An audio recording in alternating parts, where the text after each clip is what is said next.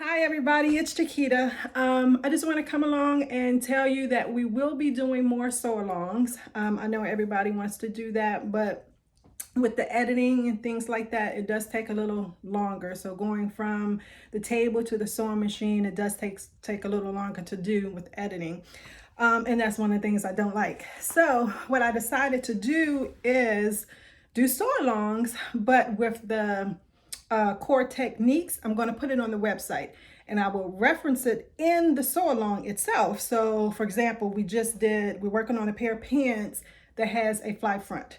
So when we get to that portion in the sew-along, I'll do a little bit of it, in instructions in the sew-along itself, but then I'm going to refer you over to the website to go ahead and look at that particular video, look it over,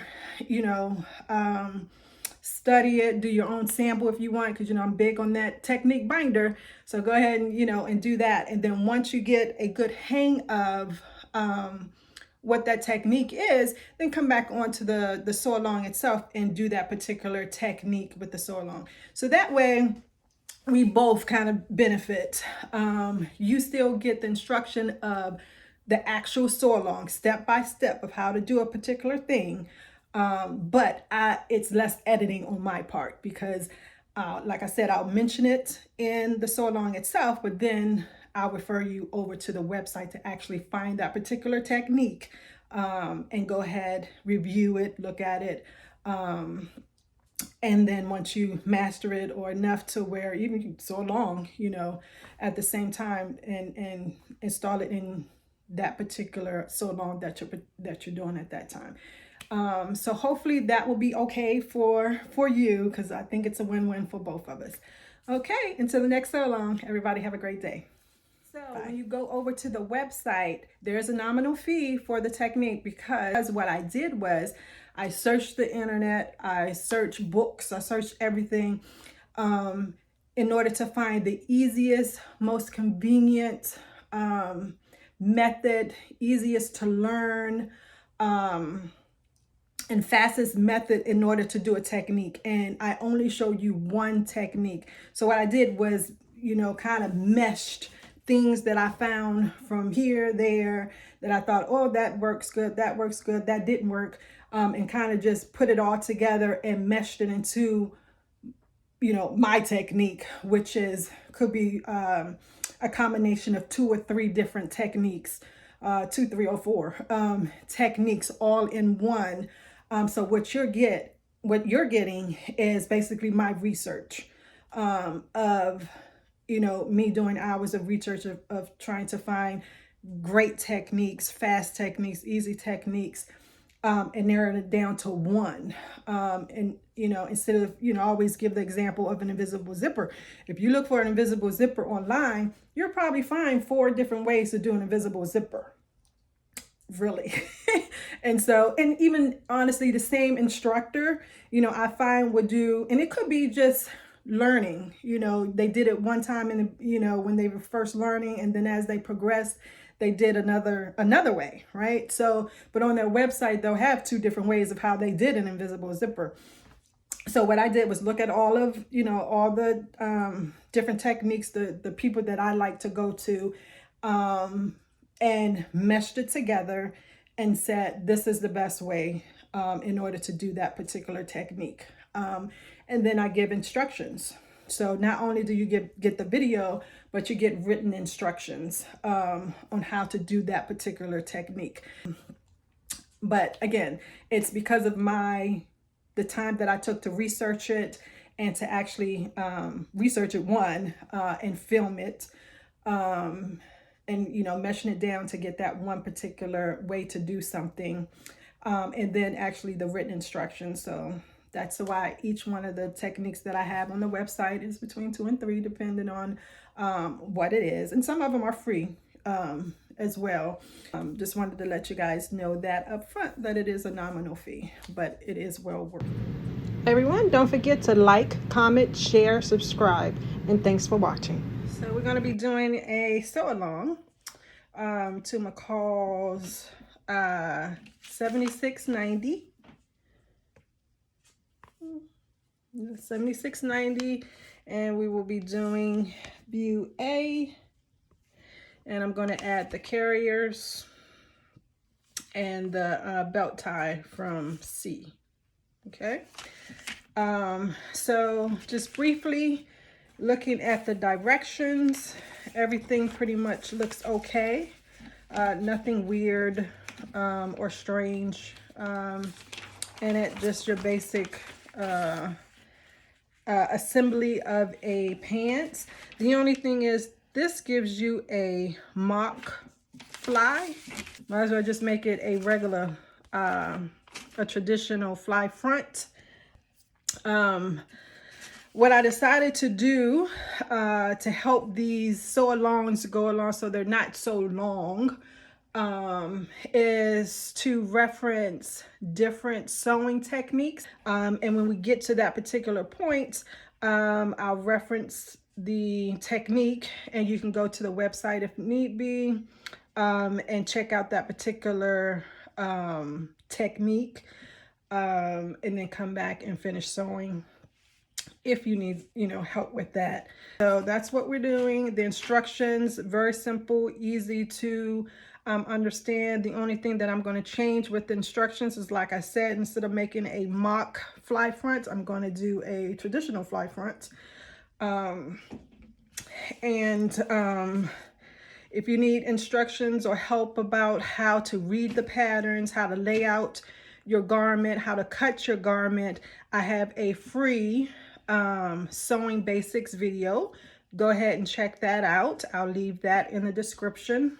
And like I said, it's free and it covers a lot of information about foundation sewing techniques. So I will not be covering that in this sew along or any sew alongs because there is a separate video on that.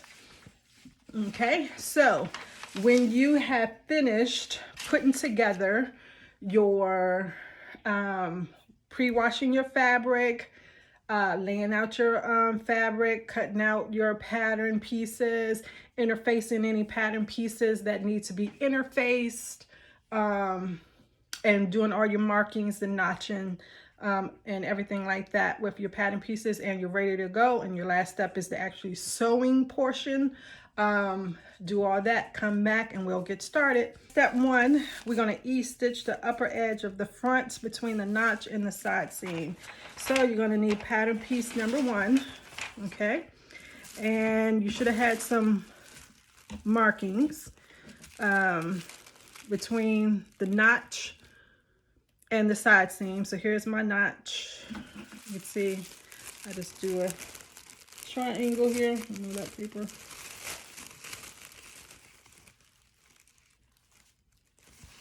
And the side seam here, you're just going to E-stitch that. And basically what E-stitching is a long basting stitch, and you're going to ease it in. So you're going to pull the ends just a tad bit. Okay, and that's just to ease it in just a little bit. It doesn't really say what to do it at, but you want to make sure to do it within your seam allowance. So I would do it at either 1/4 inch or 1/2 inch. And I typically do mine at a 1/4 inch. Okay, so do that for both your front pieces. You should have 2. So go ahead and do that and come back. So back from the sewing machine, these are the E-stitching. You can distribute the E-stitching, later once we get to that point where we need to see how much we need to distribute. But that is the E-stitching. And remember, whenever I reference a sewing technique and I make better reference to it, that you'll be able to look it up on my website and see exactly how to do that. So that saves time on these videos. Okay, so E-stitching, reference the website to see how to do that if you need further instructions. All right, so we're moving on to step number 2, which is their fake mock fly fronts. Okay, and like I said, we are not going to be doing the mock. We're going to actually do the traditional fly front. So we're going to go ahead and do that.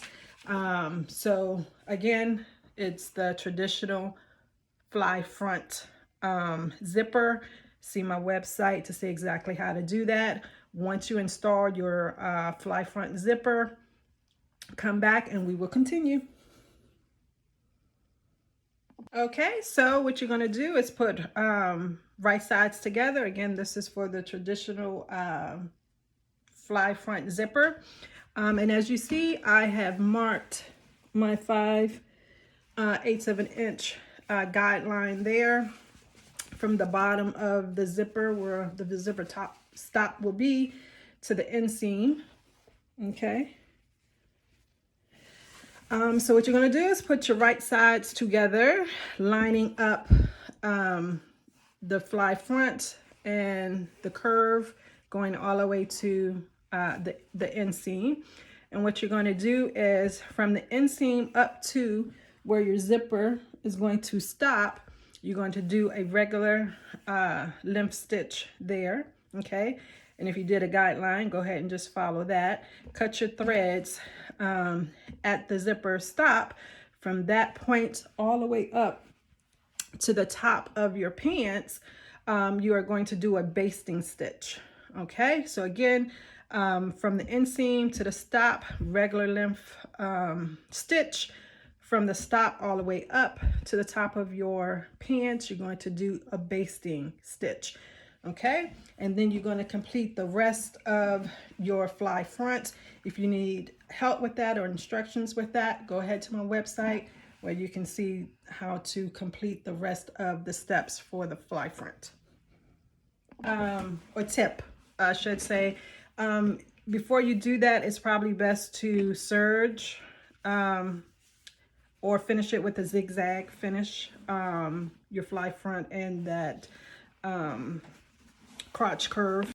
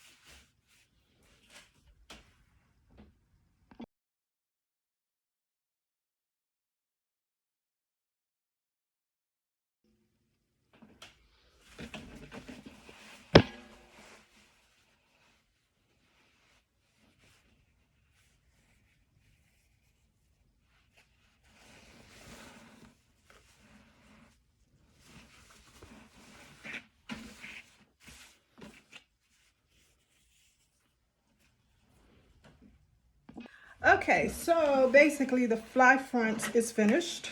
And that is the final look. Hopefully you can kind of see it. Thread is the same color, everything. So it kind of blends in, but hopefully you can make it out. Okay. And you have to remember to do your pressing. You know, so you want to press this with the cloth. Okay. Next step is to open up those basting stitches, and it'll go basically down to here. So you want to open up your basting stitches, give it a good press, and then you finish. This one pattern doesn't come with a zipper guard, so I will probably make one just to give that finish look.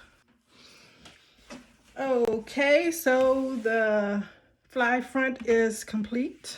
As you can see, it's functional versus having just the mock. Okay, so, oh, and as you can tell, I added that fly guard here. Okay, and this is what it looks like from the inside. Nicely done.